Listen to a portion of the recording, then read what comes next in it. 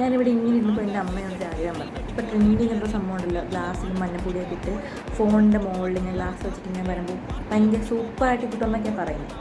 അപ്പോൾ നമുക്ക് ചെയ്ത് കൊടുത്താലോ?